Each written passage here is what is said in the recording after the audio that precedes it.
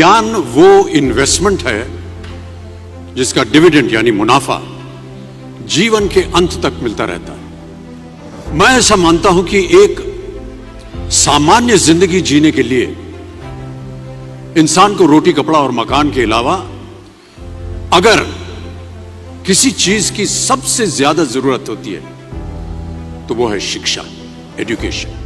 आपके पास यदि धन है तो आप उसे गोल्ड में कन्वर्ट कर सकते हैं। धन हो या सोना,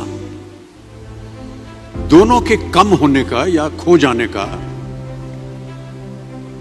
डर हो सकता है, पर यही धन को अगर हम नॉलेज में कन्वर्ट करते हैं तो वो कभी कम नहीं होगा और ना ही उसकी चोरी हो सकती है। देखिए, जीवन में मुझे बहुत सी बातों ने प्रभावित किया है। मेरे ये अनुभव सुनने में शायद साधारण लगे, पर इनमें छिपा सार असाधारण है, अनमोल है। यदि मैं आपसे पूछूं कि सबसे शक्तिशाली व्यक्ति कौन है, सबसे शक्तिशाली व्यक्ति कौन है, तो कोई कहेगा कि जिसके पास पावर है, वेपन्स हैं, शस्त्र है, धन है, किसी देश का राजा या किसी सल्तनत का वारिस है।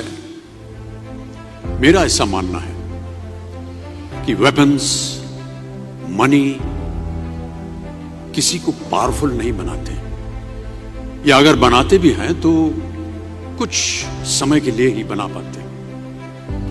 दौलत आज होगी, कल नहीं। शस्त्र का ज्ञान तभी तक काम आएगा जब तक वो शस्त्र चल सकता है।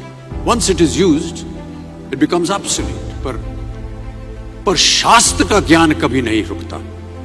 Knowledge can never be obsolete. शास्त्र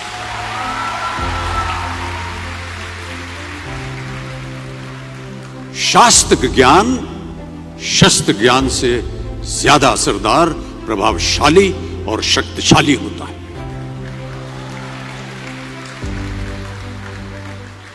अब देखिए, एक राजा ने कितने राज्यों पर विजय प्राप्त की, कौन कौन से शस्त्रों का इस्तेमाल किया, कितने सैनिक थे, यह शायद आपको याद न हो,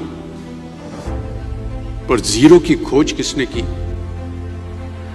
बल्ब का आविष्कार किसने किया, राष्ट्रगान किसने लिखा, ओथेलो मैकबेथ की रचना किसने की, ये आपको जरूर याद रहेगा।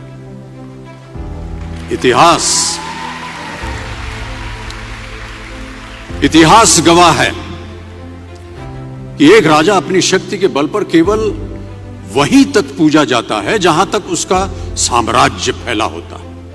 वो केवल अपनी प्रजा का प्रिय होता है, पर अपने ज्ञान की कीर्ति फैलाने वाले Albert Einstein, William Shakespeare, Rabindranath Tagore सिर्फ अपनी जन्मभूमि में ही नहीं बल्कि पूरे विश्व में पूजे जाते हैं। संपूर्ण मानव जाति के लिए वो प्रेरणा स्रोत बनते हैं।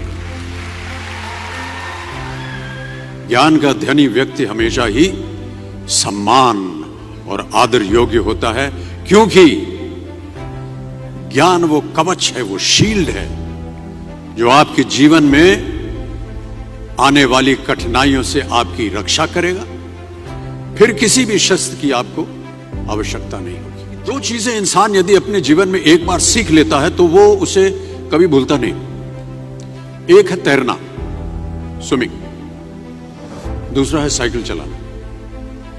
सालों बाद भी अगर आप इन क्रियाओं को करेंगे तो कभी भी इस बात की चिंता नहीं होगी कि आपको स्विमिंग करना या साइकिल चलाना याद है कि नहीं।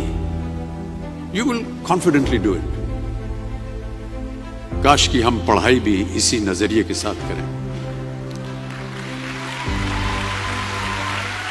that when you will chase knowledge, numbers will always follow. देखिए, महाभारत में जब गुरु द्रोणाचार्य ने एकलव्य को अपना शिष्य मानने से और अपने गुरुकुल में लाने से इनकार कर दिया था, तो एकलव्य ने क्या किया? अपने गुरु की प्रतिमा, एक मूर्ति बनाई और केवल उस मूर्ति से प्रेरणा लेकर ही धनुर्विद्या सीखने में वही सफलता प्राप्त की जो बाकी योद्धाओं को द्रोणाचार्य के गुरुकुल में रहकर हुई। उस प्रतिमा के रूप में एकलव्य को हमेशा अपने गुरु के पास रहने का एहसास था। और जब गुरु साथ में हो तो सफलता हासिल करने से आपको कोई भी नहीं रोक सकता है।